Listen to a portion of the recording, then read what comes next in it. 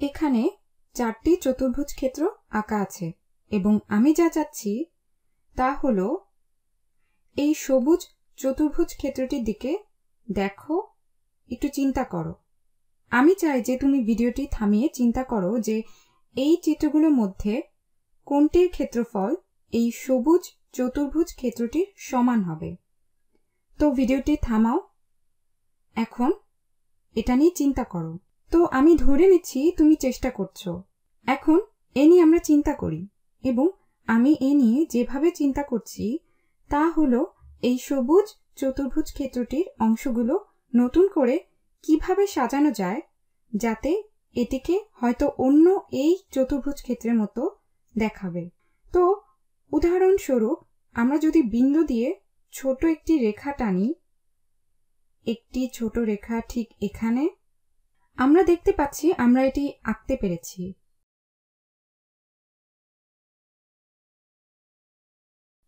তুমি চিন্তা করে দেখো, এটি একটি ত্রিভুজ এবং এরপর একটি আয়তক্ষেত্র, এরপর আরও একটি ত্রিভুজ দিয়ে গড়া এবং দুটি ত্রিভুজ ক্ষেত্রের মজার ব্যাপার হলো তাদের ক্ষেত্রফল সমান নির্দেশ করছে। তারা উভয়েই নির্দেশ করছে তারা প্রত্যেকেই ঠিক এই আয়তক্ষেত্রের অর্ধেকের সমান। এটি আমি আলাদা রং করে দিলাম। তারা পুরো ক্ষেত্রটির অর্ধেক নির্দেশ করছে। আমরা পুরোটি রং করে দিই।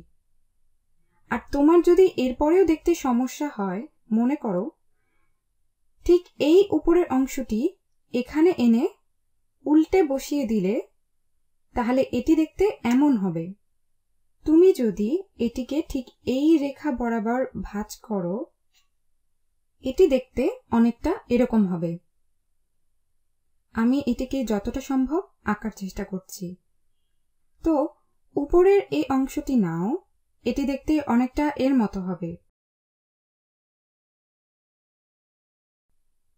এরপর নিচে নামিয়ে ঠিক এখানে বসিয়ে দাও।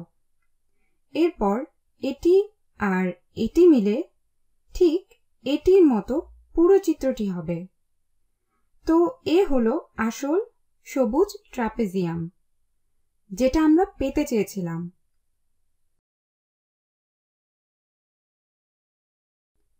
তুমি যদি উপরের অংশটি বাদ দিয়ে দাও তাহলে 4 একক উচ্চতা ও 5 একক দৈর্ঘ্য বিশিষ্ট আয়তক্ষেত্রের সমান ক্ষেত্রফল হবে।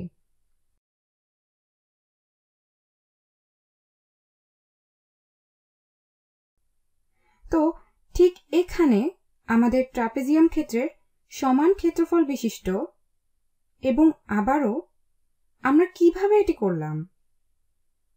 আমরা শুধু উপরের অংশটুকু নিলাম, একবার উল্টে নিলাম এবং নিচে এনে বসিয়ে দিলাম, এবং আমরা বলতে পারি আমরা এভাবে আয়তক্ষেত্র গঠন করতে পারি। তাহলে তুমি যদি এর ক্ষেত্রফল জানতে চাও তাহলে আমরা হয়তো এই বর্গাকৃতি ঘরগুলো গুনতে পারি। তো আমাদের আছে, সহজভাবে দেখলে আমাদের আছে 1 2 3 4 5 6 7 8 9 10 11 12 13 14 15 16 17 18 19 20 বর্গ একক। এবং আমরা জানি এটি করার একটি সহজ উপায় আছে। আমরা উচ্চতা ও প্রস্থ গুণ করে করতে পারি। আমরা বলতে পারি, দেখো উচ্চতা 1 2 3 4 এবং প্রস্থে 1 2 3 4 5 একক। তাহলে 4 গুণ 5 হবে এই 20 বর্গ একক।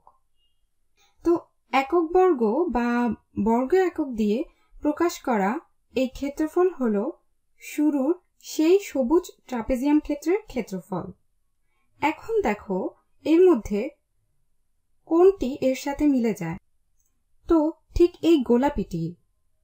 তুমি যদি নিচের অংশ নাও, ধরো তোমাকে যদি উপরের ঠিক এই অংশটি আলাদা করে করতে হয়, এই উপরের অংশটুকু উচ্চতা 4, প্রস্থ 5। তাহলে শুধু এই উপরের অংশটি 20 এবং এরপর এর অতিরিক্ত অংশ আছে। তাহলে এই গোলাপিটির ক্ষেত্রফল সবুজ ট্রাপিজিয়াম ক্ষেত্রের থেকে বেশি। নীল আয়তটির উচ্চতা 3, প্রস্থ 5। তাহলে এর ক্ষেত্রফল 15 বর্গ একক। এবার লালটি বেশ মজার। এটির উচ্চতা 1, 2, 3, 4 এবং লম্বায় 1, 2, 3, 4, 5 বা প্রস্থে 5। 4 গুণ 5 হল 20 বর্গ। এবং তুমি যাচাই করে দেখতে পারো। তাহলে লাল আয়তক্ষেত্রের ক্ষেত্রফল শুরুর সবুজ ট্রাপিজিয়াম ক্ষেত্রের ক্ষেত্রফলের সমান।